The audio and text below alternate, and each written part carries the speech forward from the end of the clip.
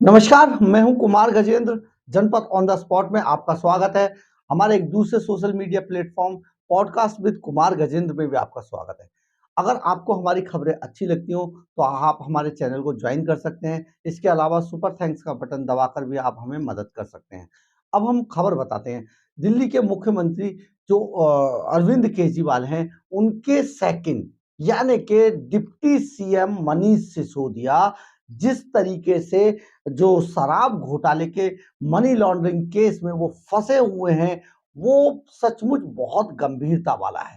Rao revenue court में मनीष सिसोदिया ऐसी-ऐसी बातें रख रहे हैं अपनी जमानत के लिए, जेल से बाहर आने के लिए, तिहाड़ जेल से निकलने के लिए कि कोर्ट भी कई बार हैरान रह जाता है। इसी तरीके से मनीष सिसोदिया ने हाल ही में अपनी अंतरिम जमानत के लिए राव रेवेन्यू कोर्ट के अंदर जो स्पेशल जज हैं एम के नागपाल, उनके यहाँ एक एक याचिका दायर की थी। उस याचिका के अंदर मनीष सिसोदिया ने बहुत ही आप समझिए झूठ बोलने का जो एक तरीका है उसको रखते हुए उन्होंने ये लिख दिया, याचिका के अंदर ये लिखा कि वो इस परिवार के इकलौते पुरुष हैं। बताइए, इकलौते पुरुष हैं ये तक लिख दिया, यानी कि उनके परिवार में कोई और है ही नहीं जो इस तरीके के सामाजिक समारोहों के अंदर वो ये जो जो अनुष्ठान होते हैं उनको पूरा कर सके। अदालत ने इसी बात को पकड़कर मनीष सिसोदिया को कड़ी फटकार लगा दी। उन्होंने मनीष सिसोदिया से अदालत के अंदर पूछा, अदालत ने पूछा कि आप क्या परिवार के इकलौते सदस्य हैं? कोई और आपके परिवार के अंदर ऐसा सदस्य पुरुष सदस्य नहीं है जो जो शादी जैसे अनुष्ठान को पूरा करवा सके? तो मनीष सिसोदिया बगले झाँकने लगे। उनके वकीलों ने कुछ नहीं कहा। अदालत ने आगे आगे उनको डाँट पिलाते हुए कहा कि इस तरीके की चीज़ें बिल्कुल अच्छी नहीं है। आप जिस तरीके से आपने इसमें लिखा है, उससे ऐसा लगता है कि पूरे परिवार के अंदर आप अकेले पुरुष हैं और इस शादी के इस जो एक समारोह है, इसके अंदर आप अनुष्ठान कराने के लिए इसीलिए जाना चाहते हैं कि आप इस पूरे परिवार के अंदर इकलौते पुरुष हैं। तो मनीष सिसोदिया हैरान परेशान हो गए, उनके माथे पर सर्दी होने के बावजूद पसीना आ गया। अब इस मामले को किसी तरीके से मनीष सिसोदिया के वकीलों ने सँभालने की कोशिश की, लेकिन चूँकि ये मामला अदालत ने पकड़ लिया था, उनको इसके अलावा जो है और डाँट पिला दी मनीष सिसोदिया को इस याचिका के अंदर इस तरीके की गड़बड़ी या झूठी बात लिखने के लिए। तो अभी ये मामला चल ही रहा था, तो आपको हम ये बताते हैं कि दरअसल हुआ क्या था। मनीष सिसोदिया ने जो कोर्ट है राव रेवेन्यू कोर्ट, वहाँ पर एम के नागपाल विशेष जज जो है स्पेशल जो जज हैं एम के नागपाल, उनके यहाँ एक याचिका दायर की थी और अंतरिम जमानत की मांग की थी। अंतरिम जमानत में उन्होंने लिखा कि उन्हें लखनऊ के कानपुर के अंदर अपनी जो भतीजी है उसकी शादी में जाना है और ये शादी का जो जो पूरा वो है ये पूरा करवाना है। तो क्योंकि हाँ, ये मनीष सिसोदिया पूरा करेंगे तो इसलिए उन्हें अंतरिम जमानत दी जाए। इसके लिए उन्होंने ये एप्लीकेशन फाइल की है। तो जब अदालत ने उनकी इस बात को पकड़ लिया कि क्या ये अकेले पुरुष हैं जो यही अनुष्ठान कराएँगे, तो मनीष सिसोदिया बौखला गए और मनीष सिसोदिया के जो वकील थे उनसे कोई बात कहते ना सुनते बनी। इसके बाद अदालत ने उनसे कहा कि आपको हम पुलिस के साथ सादे कपड़ों में अगर पुलिस आपके साथ जाती है वहाँ पर शादी के अंदर, तो इसमें कोई ऐतराज़ तो नहीं है? तो मनीष सिसोदिया के वकीलों ने कहा नहीं, नहीं जनाब, ये तो पूरी बहुत बेइज़्ज़ती वाली बात है, पूरा अपमानित अपमानित करने वाला मामला हो जाएगा, पुलिस ऐसे कैसे जा सकती है? इस पर अदालत ने फिर उनको काउंटर करते हुए कहा कि मनीष सिसोदिया काफ़ी प्रभावी आदमी है, डिप्टी सीएम थे दिल्ली के, तो जब ये डिप्टी सीएम थे तब भी तो ये सुरक्षा के साथ चलते थे, तब भी तो इनको सुरक्षा मुहैया कराई गई, तो इसमें क्या दिक्कत है? आप जो है सादे कपड़ों में सिविल के अंदर पुलिसकर्मी इनके साथ रहेंगे, इसमें कोई दिक्कत नहीं है।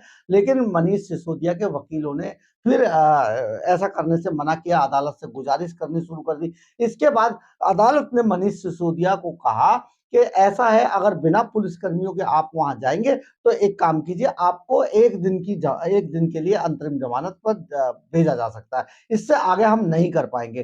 क्योंकि ये इसलिए अदालत ने कहा, बहुत स्पष्ट करते हुए कहा कि आर्थिक अपराधों के मामले में जो आरोपी होते हैं उनको इस तरीके से खुला नहीं छोड़ा जा सकता।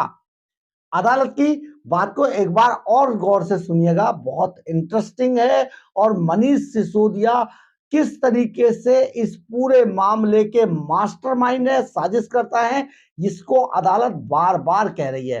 अदालत ने कहा कि आर्थिक अपराधों के जो आरोपी होते हैं उनको इस तरीके से खुला नहीं छोड़ा जा सकता है, क्योंकि ये बहुत दुखद होगा, क्योंकि ये बहुत प्रभावी आदमी है मनीष सिसोदिया, इसलिए इनको खुला नहीं छोड़ा जा सकता है। और ये आर्थिक अपराधों के ये जो जो शराब घोटाला हुआ है उसका ये बड़ा मास्टरमाइंड आदमी है, बड़ा प्रभावशाली है। बाहर जाते ही ये जरूर कोई ना कोई तिकड़म भिड़ाएगा, इसलिए इस आदमी को खुला नहीं छोड़ा जा सकता है। ये सारे जो मामले अदालत ने रखे हैं ये सचमुच मनीष सिसोदिया के डेस्परेट होने का, आम आदमी पार्टी के लोगों को डेस्परेट होने का एक पूरा का पूरा आप कहे तो खुलासा करती है ये शब्द, कि अदालत इन लोगों पर इतनी गंभीर टिप्पणी भी कर रही है कि इनको इस तरीके से खुला नहीं छोड़ा जा सकता। और ये आर्थिक अपराध जो हैं, जो ये शराब घोटाला हुआ है उसका जिस तरीके से मुख्य आरोपी है और जितना ये प्रभावी आदमी है, इसको हम खुला कैसे छोड़ सकते हैं। तो इस पर एक बड़ी बात, बड़ी टिप्पणी अदालत की तरफ से मनीष सिसोदिया पर एक बार फिर से आई है। सुप्रीम कोर्ट में भी मनीष सिसोदिया के खिलाफ कहा जा चुका है कि 338 करोड़ रुपए का मनी ट्रेल मनीष सिसोदिया पर साबित होता है। जो ईडी ने यहां पर रखा है, ईडी ने जो फाइल रखी है, जो सबूत रखी है, उसके हिसाब से 338 करोड़ रुपए का पूरा मनी ट्रेल ईडी के पास मौजूद है। और इसमें जो मनीष सिसोदिया इसमें फंसते हुए नजर आ रहे हैं। ये मुख्य आरोपी है, साजिश करता है, बड़ा मास्टरमाइंड है, बहुत डेस्परेट है और ये बड़े प्रभावी आदमी है, इसलिए इनको नहीं छोड़ा जा सकता। ये बार बार अदालत मनीष सिसोदिया के ऊपर और संजय सिंह के ऊपर इस तरीके की टिप्पणियां कर रही है। इसके बावजूद ये बाहर निकलकर जो इनके जो आका है, अली बाबा 40 चोर के जो अली बाबा है यानी कि जो केजरीवाल है, वो जिस तरीके से हल्ला मचाते हैं, जिस तरीके से मामले को दिखाने की कोशिश करते हैं, ये सचमुच देखने दिखाने लायक मामला है कि इसमें एक आदमी इतना डेस्परेट है, अदालत बार बार उस पर टिप्पणी कर रही है, फिर भी ये उन्हें पाक साफ बताते हैं, भगत सिंह का वंशज बताते हैं, कट्टर ईमानदार बताते हैं और बार बार बताते हैं इन्हें फंसा दिया गया है।